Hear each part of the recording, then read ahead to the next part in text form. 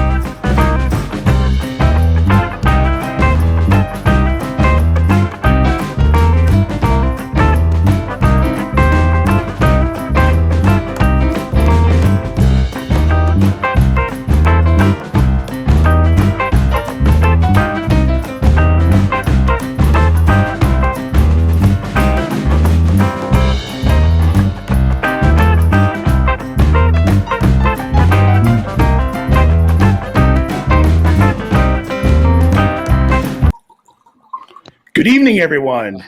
Thank you for tuning in to the debut of the 19th hole. I'd like to introduce my good friend and co-host, Conor Coughlin. Conor, hello. Hey, what's going on, Nate? Oh, just talking about golf, drinking some whiskey, having a good time. So this is our first broadcast, and I want to tell everyone about Conor. Conor is a DFS golf whiz. And that's generous. Good friend for 15 years of mine. We've been talking about this on and off for probably what, Conor? 6 months, 7 months? Yeah, at least, yeah, definitely. A while. So we're excited to be out here. We're excited to finally be doing it. I built a whole new studio specifically for this show today. So there you go. Some of the things we're going to be doing on this show. We're going to be talking about our golf DFS picks for whatever tournament comes on that week. We're going to be bi-weekly up until the Masters. Once the Masters starts, we will be weekly through the majors season. And we're going to review some spirits and have some fun with it. Like, we want your questions, your comments, anything, interactions. Like, we're just happy to be here. We're here for you, to help you, and to have some fun. So I think that kind of sums it up. Yeah, definitely. Mostly just to have some good whiskey and have some fun. That's the most important part. I lose more than I win, but we'll try. I think we all do. I mean, to be fair, we're guessing. We're using as many analytics as we can and just trying to have fun with it. Ultimately, that's the goal here. We want to have fun with you every Wednesday night, and we're going to be here, and we're going to have a blast, and hopefully you do too. Okay, Conor. So first of all, I would like to talk about your qualifications and tasting, why people should be listening to what you're saying about the spirits we're going to be talking about. Yeah, so my day job is essentially distributing spirits. So I've been through quite a few certifications over the last few years, and internationally certified through the WSET system, which is basically makes me at least knowledgeable, competent, but more importantly, just an enthusiast. So, I've had more whiskey than I can count, and just like to be able to sample and taste it out with friends and just kind of talk about it. I mean, whiskey's supposed to be fun. There's people that'll go out and search these things down, lay them down, and never touch them ever again. It's like a collector's thing. Not for me. Like, it's about the story. It's about hanging out with friends and cracking something open. So I thought it'd be really fun to be able to like share that with people and kind of marry it up with some love of golf. So that's that in a nutshell. Yep. All right. So let's get started with our spirit of the week. If you want to start talking about that a little bit, we can kind of get into it. Yeah, totally. So as we were kind of talking about what to do, I thought I'd start with one of my staples, which is Buffalo Trace. So Buffalo Trace is not always super readily available, but it's not the hardest thing to find always. So, and kind of the reason I chose it is it comes from a distillery that is like super rich in heritage. You talk about some of the big hitters in the whiskey bourbon world. You're talking about like your Blantons, your Eagle Rares, E.H. Taylor. Some of these whiskeys that people are out like actively cruising across state lines trying to find and just hunting down passionately. This is another excellent whiskey from these guys, and it's one that won't cost you an arm and a leg, which is also awesome. So like Buffalo Trace, generally you can find a bottle for under $30, which is another thing that like Nate and I kind of want to bring to you guys, is approachable whiskeys that you can actually find and drink. Right. So yeah, this guy, you're looking at about 6 to 8 years on American oak, about 90 proof when it gets bottled up. The master distiller down at Buffalo Trace is Harlan Wheatley, who is an amazingly talented guy. And if you have a second, check him out on Facebook, check him out on YouTube, wherever you can. Like, listen to the guy talk about spirits, because it is absolutely amazing to hear him talk. But couple of cool things about Buffalo Trace too. It's one of the longest continually operating distilleries in the U.S. Ben actually was able to continue operating during Prohibition. They actually got like kind of grandfathered in as under like a medical exemption, which I don't know about you, but good bourbon's good for medicine for me. Right. You know, I mean, that's very true. So you know, so I think that's a fun fact about it. Right now, I think last I heard, they're operating at about 120 full buildings on their facility. They're churning out a ton of production. And like I said, it's just it's the heritage of the whole place. I mean, any big name distiller that you can think of in the history of whiskey is somehow tied to this distillery. So yeah, so that's kind of why I chose this one. Buffalo Trace, to me, as far as the actual juice in the bottle, is really versatile. The thing I like about it most is I feel great drinking it neat. I can drink it on the rocks. I can make a cocktail out of it. I know people that mix it, not necessarily my speed, but you can. And I don't feel bad about any of that interaction. So it's just a super versatile one that I think everybody who is either loves whiskey or wants to get into whiskey should absolutely have in their home bar. So you say not mixing it, and I agree. Like, I'm not gonna take a bourbon and Coke with Buffalo Trace. I'm going to do that with a Jim Beam or a Jack Daniels. But what about like Manhattans, old fashions? Like, this is I've had Manhattans and old fashions with it, and it's very good. Like, it plays very well with those flavors. Would you agree? Yeah, absolutely. And your classic whiskey cocktails, I mean, 100%, it'll hold up in there. You know, typically I actually kind of like it neat, just from the standpoint that I think it's on the sweeter side of whiskeys that I drink.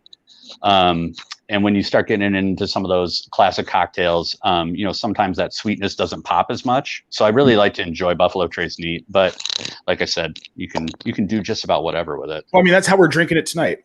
Yeah, absolutely, we are. Straight neat. Yeah, straight neat. See, I'm a guy generally with my bourbons. I don't really mix. Like, I'll do a bourbon and Coke here and there. I'll do an old fashioned or a Manhattan. But I like it either neat or I like to use the stemless wine glasses with 2 cubes and 2 fingers worth. That's kind of how I measure it. So, and this is one that I do that with. This is one of my go-tos. It's phenomenal. If you're a straight bourbon drinker, like, I agree. Yeah, absolutely. And I'm kind of with you. Like, if it's always 2 fingers, and it's just kind of my mood for the night. Like, if I want a little bit extra heat on there, I won't throw the rocks in. If I want to kind of mellow it out and have a little, like, more of a sweet flavor profile, then throwing a little liquid in there tames it a little bit. So yep. Totally with you. Yep. For me, it's just sometimes I want it room temperature. Sometimes I want it just a little bit chilled. And that's really the only, I mean, I can go either way. Just some nights I'm like, a couple ice cubes. Why not? Or, 4 fingers instead of 2, whatever. Right? 6.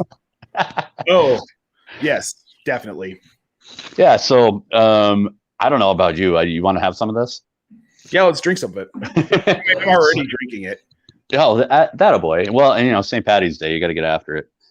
Because I don't drink whiskey usually. Yeah, never, right? So, interesting question. Do you ever cheat your whiskey? And I know where this question comes from. So, Jen and I did a thing. If you're not familiar with my wife, Jen Polvogt, at Jen Polvogt on Twitter. She's awesome. We did the Stranahan's is a distillery in Colorado. It's not available nationwide, but they're definitely it's available in some parts of the country. They have a program where they allow you to sign up for a day of bottling.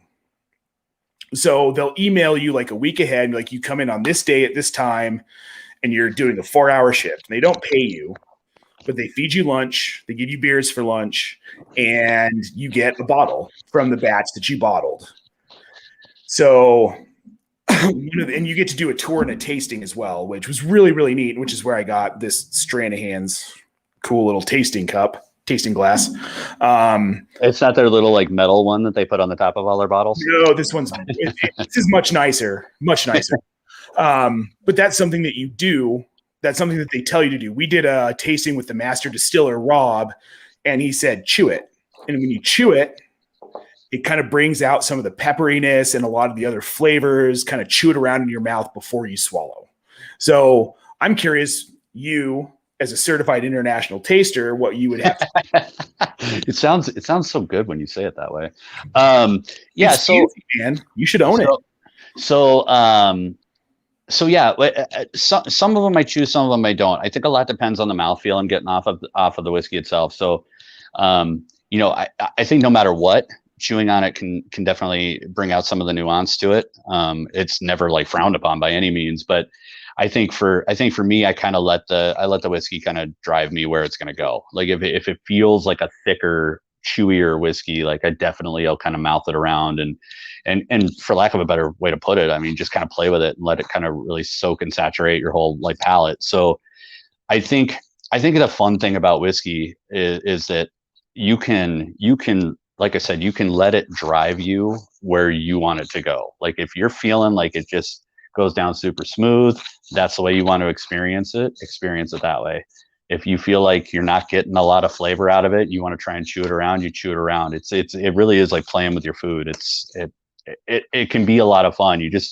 There's no right or wrong answer, right or wrong method, in my opinion. It really just is how you want to interpret it and how you want to experience it. I mean, that makes a lot of sense. That's something, I mean, it's like with food. Everybody has a different experience with it. And I think what we really want to try and do for everyone who tunes in is help you find that experience with these spirits, like finding something different about it, where it's not just about like you're pounding shots with the buddy, you're actually enjoying it. And there are other spirits. Like, what do you think, Connor? Do you think we want to do other things besides bourbon? Like we can do like the occasional high-end vodka, we can hit some scotches, we can hit some rums, we can hit some tequilas. Yeah, you can hit some tequila, but just recently. But yeah, I think that ultimately what we want to do is we want to bring you an experience in enjoying these spirits in a way maybe you've never enjoyed them before. Yeah, totally. I mean, the whole concept here is like, I just want to hear, whatever anybody wants to try. Like we're more than down to try anything and just have fun with people and talk about it. Like I said, there's everybody's palate's different. Everybody's taste is different. So I'm open to anything. I mean, I've had a lot of fun lately with some scotches. I was not a big scotch guy. Like I like it. I appreciate it. But like, there's a lot of great scotch out there that I'm getting turned on to. There's gin. I've had some really cool gins over the last year that just Gin's an interesting one. Yeah, and totally. And you start getting away from things like your typical London dry gins that everybody, it's just a big pine tree in your face. Like there's so much more nuance and subtlety to some other gins out there that you just never. Tequila was my one exception, but every other type of spirit, like I am so down to try anything because you just never know. Each one's a little different. So I'll tell you what, the tequila in Mexico compared to the tequila in the United States, not even close. You could drink tequila in Mexico. I'll tell you this. I'm surprised you remember tequila in Mexico, man. Oh, I remember it. It wasn't bad. No, I know. And I've had some good tequila for sure. Like there's no doubt about it. But again, it's everybody's journey. You find stuff you love, you find stuff you hate. And I think following us along, I mean, there's going to be some of these that we absolutely adore. And there's going to be some that people are just like, I don't get it. What are you talking about? Well, that's part of it. Same thing about, yeah, I don't understand it. And yes, really seriously, gin, not good gin does taste like pine trees in your mouth. I would agree. I would agree. The juniper is over the top. It is over the top, but it's the cheapest ingredient in it. So I guess I understand it. Okay, so let's talk a little bit more about the Buffalo Trace, the bourbon Trace. So this guy, as far as what I get from, like, the first thing I always do, and this is probably common sense to most people, but if it's not, the first thing I do is I smell it and really kind of get the olfactory bulb like coated. So where most of your sense of taste is coming from, you just want to kind of, prime it a little bit. One big thing that I've kind of learned over the last few years that maybe not everybody knows is everybody's instinct is just to ram your nose right into the glass. And that's actually not the best way to do it. You mean like what I literally just did? Yeah. Yeah. And the reason it's not the best way to do it is that all of the actual alcohol is essentially gonna singe you a little bit when you do that. Now, this bourbon is low enough content that it probably won't ruin the experience for you. But when you start getting into some of the like higher proof stuff, like once you take a sniff like that, that's pretty much all you're going to get is just straight heat.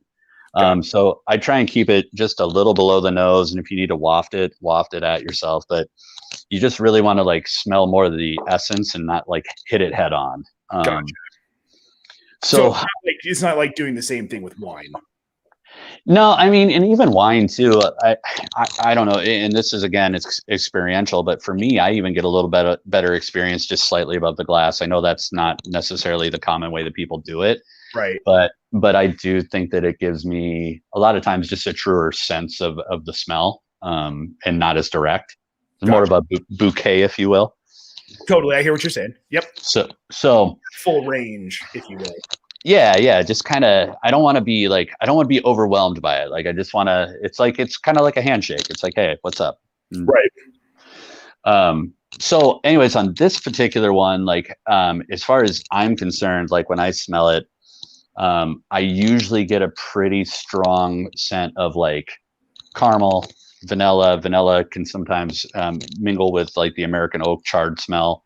And then for me, a lot of like brown sugar, and brown sugar is one that for whatever reason, my nose always just like gravitates towards. Like I smell it right away in most things. Gotcha. But there's other. The first thing I smell is any like sort of like peppery, like any sort of pepper in it. Yep, and there isn't much in this. No, and actually, like that's, I'll get there with Buffalo Trace, but that if there's any comment I have about it is that I wish that it always makes me want it to have it give me a little bit more.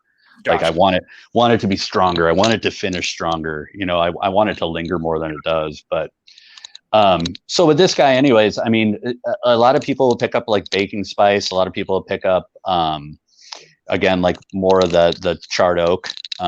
So and all those things are definitely there. I have a friend that picks up a lot of like darker fruit. That doesn't hit me, but it, again, there's no wrong answer to that. Right. So yeah, I mean, I'm curious. I mean, what do you smell? What are you getting mostly? Is it mostly spice? Well, when I dig in, it's mostly spice, but so a lot of vanilla, kind of like this is going to sound weird, but like a blackberry-ish, just a little, but it's mostly that vanilla. I'm not picking up the caramel at all, not even a little bit. Yeah, the caramel for me, a lot of times, sometimes it's a trade-off between the brown sugar and the vanilla combination. And it kind of gives me a little bit of caramel. Well, because that's essentially caramel. Well, yeah, I mean, essentially, right? But yeah, so I mean, I wouldn't disagree with you. I mean, the darker red fruits, a lot of times people get those. So I mean, that definitely is in there. Like I said, I have a friend that smells that. So, yeah. So, anyways, you want to drink some? Yeah, let's do that. We should drink some. Happy St. Patrick's Day. Hey, by the way. Cheers, everybody. Everybody's Irish today except me. Well, hey man, we'll green on right there. We'll lay claim to you for a weekend. Yeah, I'm like a quarter Irish. No, I'm like 5% Irish, probably somewhere around there. Yeah, we have a way of working our way into everybody. Yeah. It's my entire ethnicity, so I Right. got nothing else. Read my article. Read my article. I always read your articles. I'm the first to read them. Second one, Jen's the first. I was gonna say Jen's the premier. All right, so should we talk a little bit of golf? Yeah, you want to move on to some golf? Do you want to talk about what you taste at all? You get the same taste? Let me see.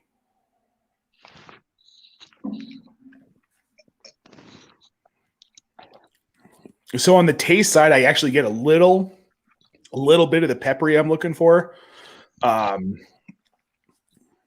very vanilla heavy, and I'm picking up on that like light caramel note on it. But it's really smooth. Like on the backside, it's not hitting my throat. It's not like there's no like kickback from it. Very smooth. Yeah, and that's actually kind of the point that I wanted to come full circle on and hit on too. What you just said is that this is one of those that for me, it always kind of leaves me wanting more. And if there's one thing I can say that's maybe not a super positive thing about it is that it doesn't finish as heavy as I would like. But then again, I don't expect it to. I mean, it's definitely a sweeter bourbon. So right. But it is something to think about. You know, like there's all these great flavors, and I just wish it lingered a smidge longer. But totally, yeah, I feel you on that. That's something we get out of, like you mentioned, Angel's Envy, Blanton's, like those kind of ones. It like sits with you for a minute, and you get to enjoy it for just a little bit longer. Yep, you can take that one with you for a little bit. Yep, exactly. Totally. So this week we have the Honda Classic at the PGA National course. Is that correct? Correct. Resort and spa. Beautiful. All right. So I'm not a golf newbie. Growing up, I watched so much golf. And when our son Jackson was born in September of 2017, he and I were watching a ton of golf together. And I'm really excited about this part of the show. I get to get back into golf. I'm not the expert. That's Connor's department. At least we try. Well, people I have no idea existed. I was looking at your picks today and I was like, oh, these guys are professional golfers? That's fun. That's nice. That's not totally true. I may be selling myself a little bit short. But I was going to say. So every week, we're going to come at you with some DFS golf picks. Everything's based on DraftKings. Is that correct? Correct. Yep. Okay. And we are using what is called fantasynational.com. It's Moosenomics. This is the system that Connor uses to bring us these fire picks, and I will be helping with soon. I'm starting to dig into all of the analytics of it, and it's a really great system. It's really customizable for a newbie. Like looking at it, like it's so much fun as a stat nerd, which most people in some way, if you love something, you're going to be a stat nerd about it. I love football. I love golf. I love baseball. I'm a stat nerd about all three. And it's a really great platform. Yeah, absolutely. And like the like sheer like minuscule adjustments that you can make to really like hone in on what you're looking for statistically, or at least what you think is going to be trending for performance in the week. Like it's by far and away the best system I've used. And hopefully down the road, you and I can present some videos of like ways to use it and kind of tutorials. So there's so much good information in there. And if you aren't using it and you play DFS golf, you absolutely should, because it's second to none. So, I mean, it cuts it all the way down to the type of grass that the course uses on the greens. Oh yeah. I didn't know that. Honest to God, I've been playing golf since I was 8 years old. I had no idea there's a difference in grass and that it matters. Nope. And the season matters. Right. No, totally. And so I'm really interested to get into this part of it and give you guys great advice. So this week with PGA National, there's a couple things. I even said in my article, this is probably one of my least favorite golf tournaments of the year. It's generally a very difficult course, usually plays top one or two toughest courses on the tour. There's several stretches on the course that are very difficult, very penal. The other thing about it too is the field typically is not stellar. So it really is one of those tournaments that I watch because I love to watch golf, not necessarily because I love this tournament. All that being said, we're at a par 70, plays just over 7,100 yards. Bermuda grass, which Nate kind of touched on. The rough is typically going to play a little bit deeper, a little bit longer. The weather this week, why it's important at this course is this course does typically tend to get a little bit breezy, and there is a literal ton of water on it. I think, if I remember right, 15 of the 18 holes have some form of water hazard. So there's a lot of things playing against the players. It does require some precision. It does require some consistency. I really was kind of guessing that our winner is going to be somewhere in the neighborhood of 12 under. Actually, probably even worse than that. It wouldn't surprise me if it was less than 10 under par gets the win this week. So yeah, I mean, all that being said, it is kind of a crapshoot. There are some people that I think are good leans, but when you look down the pricing, it gets really tough to kind of discern like a $9,000 player versus a $6,200 player, because the talent gap just isn't what it normally is. And we've had some WDs even this afternoon, which are kind of compounding that problem. So, so yeah, that's kind of where we're sitting as far as overview goes. Some of the things I'm looking at this week, like I said, I'm looking at ball striking, I'm looking at approach, I'm looking at as far as consistent putting. I don't usually weigh putting like heavily, but in a situation where you need to capitalize on every single birdie opportunity and avoid every single bogey opportunity, I'm definitely at least taking a look at all the metrics and kind of baking that together. So that's kind of in a nutshell what we're looking at this week.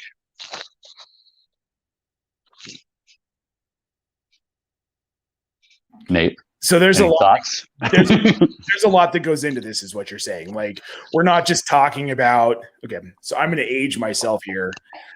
Well, Freddie Couples has played well on this course in the past, so I'm just going to, buy him at $10,800. We're looking at course construction, strengths, guys who drive well versus guys who putt well, who does X, Y, and Z based on the course.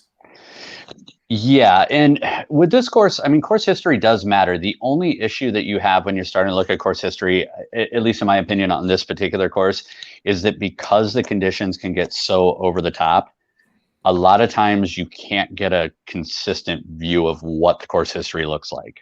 For instance, Sung Jae Im, who won it last year, the year prior was T51. So, I mean, like when you're looking at that as a work of history, like what conclusion do you really draw from that? Right. And as you kind of look down the chain, I mean, probably the most consistent performer going down the chain, which is not somebody that I would probably play, but like Ben On is probably the most consistent that I see, at least in the top 15, 20 in my rankings, where he has a T4 in 2020, T36 in 2019, and a T5 in 2018. Gotcha. So we've got a question. Yep. So Hatsy77 is asking, if I had to pick one first golfer, who would it be? So who would be your number one in this tournament? So prior to about 2 hours ago, it would have been Daniel Berger, hands down. What's that? He withdrew. He withdrew, yeah. And the rumor is that he withdrew because of some kind of a rib injury. So my pivot is probably going to be to Joaquin Niemann. The only issue that I have with Joaquin Niemann right now is he's coming in at 30% owned. So if you're playing mass GPP, I probably would potentially decide if you want to run 40+% of your lineups with Joaquin, or if you want to pivot to somebody lower owned. I think people right now like Lee Westwood, who's trending, would be a good pivot. He's coming in around 13%. I don't hate Adam Scott if Adam Scott can keep that new driver shaft working and hitting the ball straight and finds even a shred of putting. So I think those would be good options there. But Joaquin Niemann is probably as solid a pick right now in that upper tier as we have. I mean, again, strength of field is figuring into this, and I got to kind of go with a player that I think can put it together. Got it. Okay, so Joaquin Niemann, That would probably be my Yeah. Right now, that's my lean. I'm gonna have to eat the chalk on it because I just don't necessarily trust the rest of that top tier. Got it. Okay, so let's talk about the rest of your picks. Let's kind of run through. And if, in case you're not familiar, Connor has a column that comes out every other Wednesday for now. First tee to last call, where he talks about some drinking stories, some golf, and some DFS golf. And all of the picks that we're going to talk about tonight are in his column as well. There might be some that weren't in it that are pivots and changes, but for the most part, check out Conor Coughlin's First Tee to Last Call every Wednesday through IBT Media, at IBT Media _ at IBT _ media and in -betweenmedia.com. Yes, sir. So let's hear it. All right. So going down from Neiman, I think my next guy that I was looking at, and he actually ranks out number one in my modeling, is Cameron Tringali at about 9,100. So I ran kind of a modified mixed condition model, about 36 rounds, most recent rounds. And he is ranking out in the top 10 in every key stat that I looked at. So he's also been trending pretty decent. He's coming off a miscut last week. I kind of mentioned this in my article, but I think that it's going to keep some people off of him. And last I checked, he's only coming in around 15%. So at $9,100, especially in this sea of not stellar talent, I kind of like the recent form on him. So Tringali might be somebody to look at if you're paying up at the top a little bit. Okay. Somebody in the top tier that I've been hearing a lot of chat about today that I actually just penned down about an hour ago that I'm going to try and avoid is Shane Lowry. So Shane Lowry's got a lot of name cred. He's an Open champion, all those happy things. But I think Shane Lowry is a series of peaks and valleys. He's also coming in at 22% owned right now. I'm not seeing anything that really leads me to believe that he is just going to have this amazing tournament this weekend. So he's probably my pick in that top $9,000 or above that I'm going to go ahead and fade out on this week. That all being said, Shane Lowry is one of those guys, if it gets brutal out there, if the weather's bad, if the winds kick up, I mean, he absolutely can contend for the top spot. So it's a little scary to fade him in this field, but I think I'm going to stand strong behind that one. Okay. So Shane Lowry, what else do you got for us? So the other guys that I like kind of getting down below 9,000, I'm really into Doug Gim. So Doug Gim, somebody that I've been watching for the last few weeks, hasn't done anything crazy awesome yet, but I kind of like where the game's trending. I like where he's rating out my modeling. He's in my top 10. He's got low ownership at this point. He's sub 13%. So I think there's a good leverage play there. And at $8,800, like, again, we're looking for some talent in the upper tier. I think he can be a good player this week. So Doug Gim, I like. Brandon Wu, who's a huge guy on Korn Ferry Tour, another guy around $7,800, another guy that is sub 10% ownership, wouldn't be a horrible guy to take a look at. And then Mav McNeely is actually somebody that I'm big on, and I've been big on him for a long time. He performed really, really well a few weeks back at Pebble Beach, and he's at $7,200. He was contending most of the weekend. He's only 2.5% owned right now by projection. Like, Mav McNeely could be a guy that absolutely could come out and win this tournament. So really, really into Mav this week. And so kind of cross him. Yeah. What a cool name. Dude, all the kids in that family are named after like cars. That's awesome. Yeah, isn't that sweet? That's pretty awesome. Maverick. Yeah. So Mav McNeely actually is probably Mav McNeely is the guy that I'm like just kind of crossing my fingers. I'm hoping for big things. I like the guy. I like his game. Like I said, watched him at Pebble a few weeks ago, and I was really impressed with the things he's doing. He's a young kid, so I think he's going to be a big star eventually. And then kind of a random one, and I is Tom Hoagie, and this is a lot of gut play, but I really like his approach game. I really like he's right in the middle for ball striking. He's right in the middle for par 5 scoring, bogey avoidance, like all of these things. He's just kind of living right in that middle ground. And at $6,900, that lets me do some cool things at the top of my lineup, where if I want to double up with like Joaquin and say Sung JM or Joaquin and Cameron Tringali, like it gives me some salary relief down below. So totally. I'm kind of into Tom Hoagie this week. And yeah, again, though, you could definitely close your eyes, pinch your nose, and throw a dart down here at about the last 50, 60 names on the list, and you have almost as good a luck. So I'm going to put you on the spot. I want to know, give me one like deep sleeper, like could go off, no one else is looking at guy. Just pick a name, because you just pick a name. Throw it out. So it's my guilty pleasure, and I threw this out a couple weeks ago in an article. For whatever reason, Sung Kang. I always just like, I don't know if I like saying his name. I don't know what it is. He rates out like almost dead last in my model, but every now and then you see these moments of brilliance out of Sung Kang that are just like, all right, it's $6,300. I mean, how much worse is he than Michael Kim, Jamie Lovemark, Luke Donald, Vijay Singh, Graham McDowell, all these guys at the bottom, you know, so it's as good a dart throw as anything else. So I kind of equate that to like a shout out to my boy Herms. I'm going to start Jermichael Hasty this week just because I think it might work. Well, I mean, and golf more so than even football is a lot that way. Like you can sit and look at all these numbers and everything that I'm looking at, and there's a million other guys that will look at numbers and have a different interpretation. But at the end of the day, when you've got 150 plus guys in a field, anybody can go out and shoot the lights out. I mean, these guys are professional golfers that, you know, they've worked long and hard to get here. All it takes is putting 4 rounds together. They're much better than you and I. Absolutely. I'm not a bad golfer. Like I've broken 80 a couple times. I generally don't break 90. But like these guys, like this is their life. So it's kind of like the saying, any given Sunday. And it totally is. And, you know, you never know. The course like suits their eye that week. Right.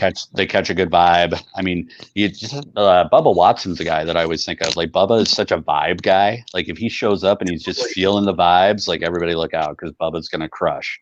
And I've seen him do it. Yeah, it's a lot of mental game, and it's really cliche when you talk about golf, but you really do have to keep that in mind. I mean, there is a large part of this is what kind of mental stat are you in that week? Totally. So yeah, I mean, I James Hahn, I was just scrolling as I was talking to you too. James Hahn, who I did write up, I really, really like what I'm seeing out of James Hahn. He's not a deep sleeper by any means, but at 7,300, that'd be another guy that is low owned. I just felt like I should definitely bring him up. Awesome. Striking the ball well, looks good. So sorry not to segue back, but I just saw that. No. This is perfect. We're talking about golf. If you think it, say it. For sure, yeah. So I like him a lot this week too. So that might be a good one to throw in, mix into your lineups. Love it. All right, yeah. So I think we're gonna wrap this up. It's been a great time. Our debut episode. Thank you for everybody who tuned in and anybody who watches after we're done live. This was the first of many. It was a blast. Connor, Nate, cheers. Cheers, buddy. I can't wait to do it again. Right. All right, everyone. Thank you for tuning in. If you have any questions for us, like feel free to hit us up on Twitter, Facebook, YouTube. Don't forget to subscribe to our YouTube channel if you haven't already. Check out at IBT_media on Twitter. Check out In Between on Facebook. We're on TikTok. We're all over the place. We've got tons going on. We've got golf DFS, bourbon, football, all of the things. So come check us out. Have a great night. Thanks.